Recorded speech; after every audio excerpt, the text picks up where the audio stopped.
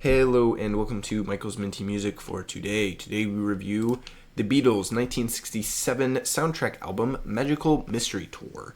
The Beatles made both the movie and the album. It was their sort of project. The movie's pretty wacky. It's not that great, but the music is still up to their regular level of quality. So it's a pretty great album overall. This is the track listing, and these are the tracks I added to my playlist, 9 out of 11, so all of them but 2. The 2 I didn't add were Flying, which is an instrumental track, and Fool on the Hill, which I don't hate, but I don't like to the same level as most of the other songs here. This album's also heavily improved by kind of it only being half an album. All of these songs from the film are on side 1, while side 2 is 5 singles that they released in 1967, only as singles.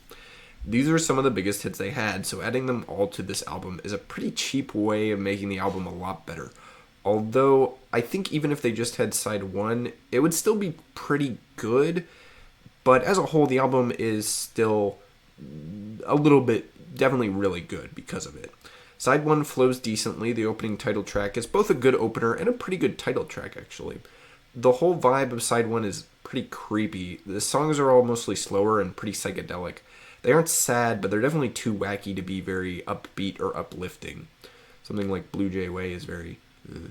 In contrast, side 2 is a lot more cheerful and suburban, other than Strawberry Fields, of course. Side 2 is actually set up pretty well, considering that all the songs are singles and they weren't planned for an album sighting. All You Need Is Love is a great closer, and Hello Goodbye is a smart opener for the side. Penny Lane and Baby You're a Rich Man complement the sort of darkness of Strawberry Fields well, so overall, kind of fine. Side 2 is definitely higher quality, but that's because all the songs here are big hits that were singles, where side 1 has stuff like Flying on it, which is not a single. Still, side 1 has enough great tracks on it to compete decently well, although I think side 2 is the better one. Blue Jay Way and Your Mother Should Know are probably equivalent in quality to pretty much all the stuff on side 2. As a whole album, it's pretty high quality, but it doesn't come together particularly well because it's clearly split into 2 sections. It's basically half an album, which is good, and then another half, which is pretty great, but they don't work together at all. They're just sort of contrasting. The singles don't really work on the main album, so it doesn't really go far. But as I mentioned, all the tracks on side 2 were singles released before the album, so they were, in order, Strawberry Fields Forever and Penny Lane, All You Need Is Love and Baby You're a Rich Man, and Hello, Goodbye, and I Am the Walrus. Track 6 was also a single released sort of a day before the album. These are some of the most well-known songs by the Beatles, and they were all highly successful records at the time, so you should be familiar with some of these. My favorite song here is probably Your Mother Should Know out of these sort of non-single tracks. In terms of overall, it would be a toss-up between that one, Penny Lane, and Baby You're a Rich Man. Starting at track 4, basically all the songs are in contention for best track here. The first 3 tracks are definitely the worst, and then after that it sort of just kind of goes straight good.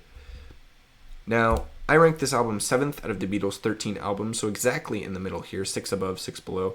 This album doesn't come together like any of the Beatles' later work, but I would say the quality is high enough to beat out most of their earlier work. The big thing here is that I think Magical Mystery Tour is better than Yellow Submarine, which is their other soundtrack album. It really comes down to the singles for that one, though. Yellow Submarine doesn't have a side 2 full of high-quality singles, and Magical Mystery Tour does.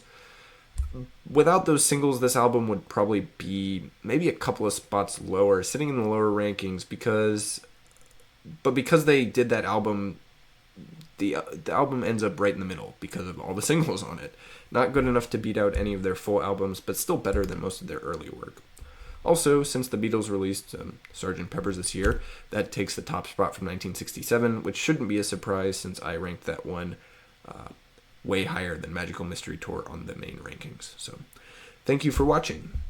Next up will be the Beths' debut 2018 album, Future Me Hates Me. I've been introduced to some of their music by a friend, so I'm giving them a shot and going to listen to all of their albums. So, stay tuned for that, and as always, stay minty.